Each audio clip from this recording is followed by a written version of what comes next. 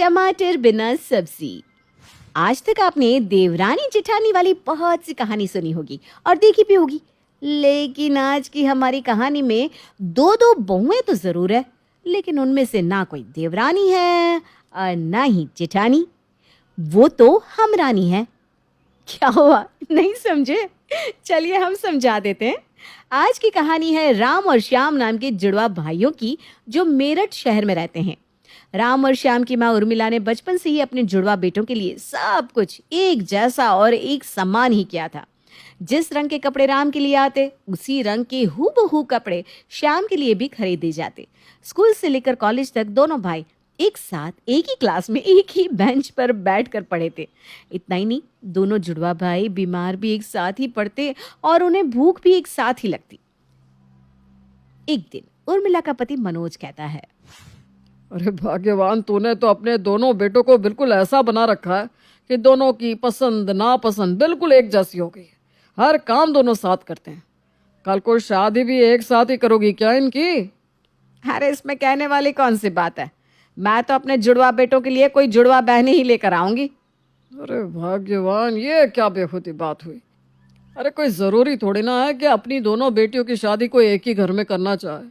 और जुड़वा बहन लाने की बात कहने में जितनी आसान लगती है ना, निभाने में उतनी ही कठिन हो जाती है। सगी बहनें देवरानी जेठानी बन जाती है, और देवरानी जेठानी में स्नेह हो ना हो, स्पर्धा ज़रूर होती है। क्यों जुड़वा बहनों का प्यार अपने जिद में कुर्बान करना चाहती हो? हाँ, बात तो आपकी सही है। ठीक है, जुड़वा बहनों से ना सही, अलग अलग घर से ही सही, लेकिन मैं शादी तो अपने दोनों बेटों की एक ही मंडप से कर सकती हूँ ना। अरे जब भगवान ही उन्हें दुनिया में साथ भेजा है, तो हम कौन होते हैं उन्हें अलग करने वाले? मैंने तो जीवन भर यही कोशिश की है कि दोनों भाई साथ साथ मिलजुल कर रहें। अपने बेटों की शादी एक साथ करने की इच्छा को पूरी करने के लिए उर्मिला अपने दोनों बेटों के लिए लड़कियां देखना शुरू कर देती है। काफी लंबे इंतजार के बाद आखिरकार उर्मिला को दो लड़कियां पसंद आ ही जाती है, जिनके साथ वो अपने बेटे राम और श्याम की शादी करने को तैयार हो जाती है। शादी के बाद एकता, ज्योति बेटा, आज तुम दोनों का ही घर में पहला दिन है। अब तुम दोनों में देवरानी जेठानी जैसा छोटे और बड़े वाला रिश्ता तो है नहीं, इसलिए मैं तो यही कहूँगी कि तुम्हारा रिश्ता सबसे अलग और ख़ास है। चूँकि मेरे दोनों बेटे हम उम्र है, तो तुम दोनों भी आज से हमरानी हो गई। अच्छा, वैसे तो आज तुम दोनों की ही पहली रसोई है, लेकिन दोनों साथ साथ बनाओगी तो पता कैसे लगेगा कि मेरी किस बहू के हाथ में अन्नपूर्णा का वास है। तो फिर भाभी, क्या सोचा है आपने? दोनों से बारी बारी से खाना बनवाए क्या? हाँ दीदी, एकता सुबह का खाना बना देगी और ज्योति शाम का। क्यों बहू, ठीक है ना? ठीक है माँ जी, मुझे खाना बनाने के लिए थोड़ा सामान चाहिए होगा। बेटा, सारी सब्जियां फ्रिज में है और मसाले रसोई में। फिर भी कुछ पूछना हो तो बता देना। एकता मनोमन सोचती है। ऐसा करती हूँ, स्पेशल मटर पनीर बना देती हूँ, उसके साथ स्पेशल स्टफ्ड टमाटर भी बना दूंगी। सबके सब उंगलियां चाटते रह जाएंगे। सबसे पहले मटर पनीर के लिए टमाटर उबालने को रख देती हूँ। ये सोचकर एकता फ्रिज में टमाटर ढूंढने लगती है। ये क्या, फ्रिज में तो एक भी टमाटर नहीं है। लेकिन माँ जी ने तो कहा था कि फ्रिज में सारी सब्जियां रखी हैं। क्या करूँ, जाकर पूछ लूँ क्या? ससुराल में पहला दिन था, इसलिए थोड़ा हिचकिचाते हुए एकता अपनी सास के पास जाती है। माँ जी, मुझे टमाटर ढूंढने से भी नहीं मिल रहा है, आप ढूंढ कर दे देंगी क्या? अरे बहू, टमाटर होंगे तब मिलेंगे ना, घर में कोई टमाटर नहीं है। हैं? तो बिना टमाटर की तो सब्जी में ना रंग आएगा ना स्वाद। आप मंगवा दीजिए ना। देख बेटा, तेरे ससुर और मुझे पथरी की समस्या है, इसलिए मैंने घर में टमाटर लाना ही बंद कर दिया है। अरे ऐसे स्वाद का क्या फ़ायदा कि सेहत ही बिगड़ जाए।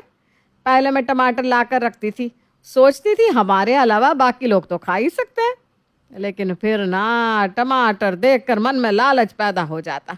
इसलिए अब तो ना टमाटर आएगा ना उसे कोई खाएगा। अरे ये क्या बात हुई? अब अगर टमाटर ही नहीं है तो फिर मैं खाना कैसे बनाऊंगी? अरे बहू, तू तो ऐसे कह रही है जैसे टमाटर के बिना सब्जी बन ही नहीं सकती। तेरी जानकारी के लिए बता दूं, मैं सालों से बिना टमाटर डाले ही सबके लिए मैं खाना बना रही हूँ।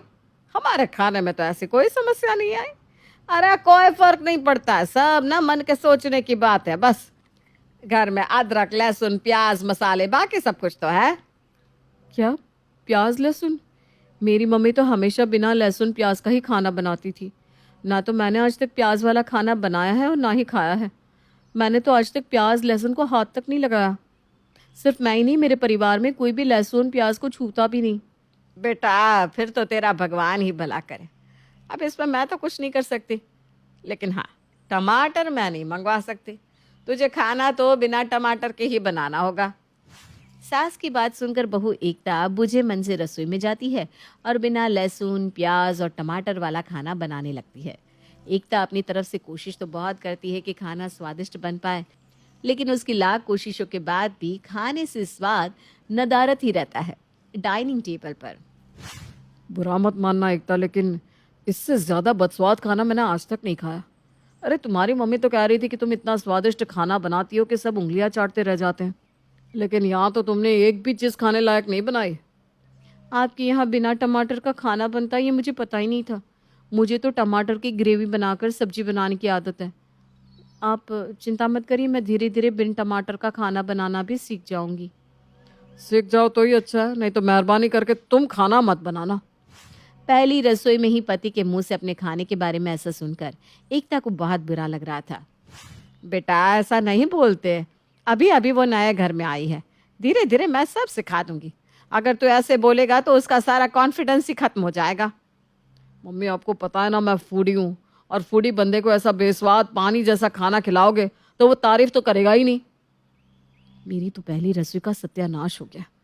अब देखती हूँ ये ज्योति कैसे खाना बनाएगी, और बनाएगी भी तो क्या बनाएगी, मेरी तरह ब्लंडर ही करेगी और फिर बातें सुनेगी। खैर मुझे क्या, जैसे मुझे ताने सुनने को मिले हैं, अगर ज्योति को भी मिले तब मेरे दिल को सुकून आएगा। शाम के समय ज्योति रसोई में जाती है और सबके लिए खाना पकाने लगती है। कुछ देर में ज्योति खाना बनाकर टेबल पर लगा देती है। जैसे ही श्याम पहला टुकड़ा मुंह में रखता है, उसके चेहरे की रंगत बदलने लगती है। अरे वाह, मजा ही आ गया, ये हुई ना बात। श्याम की बात सुनकर एक एक करके सभी लोग खाना टेस्ट करते हैं और ज्योति की तारीफ करने लगते हैं। ऐसा कैसे हो सकता है? बिना टमाटर डाले इसने अच्छा खाना बनाया तो बनाया कैसे? अब तो ये सबकी नज़र में ऊपर चढ़ जाएगी। देखो ज्योति भाभी ने कितना स्वादिष्ट खाना बनाया है। तुम भी भाभी के साथ रहकर थोड़ा कुकिंग सीख लो, कम से कम हम लोग टॉर्चर होने से तो बच जाएंगे। खाने में तो पता नहीं चल रहा कि इसमें टमाटर नहीं है। रंग रूप और स्वाद सब एकदम परफेक्ट है। पता लगाना ही पड़ेगा कि आखिर इसका राज क्या है। कहीं ऐसा तो नहीं कि सबकी नज़र में अच्छी बनने के लिए इसने टमाटर डालकर सब्जी बनाई हो और अब भोलेपन का नाटक कर रही हो। अगले कुछ दिनों में यही सिलसिला लगातार दोहराया जाता रहता है। एकता लाख कोशिश करके भी खाने लायक भोजन पका नहीं पा रही थी और ज्योति हर रोज लाजवाब खाना बना रही थी। अब चाहे जो हो जाए, आज मैं ज्योति के खाने का राज जानकर ही रहूंगी। अगले दिन जब ज्योति खाना बनाने के लिए रसोई में जाती है तो एकता छिपकर उसे देखने लगती है।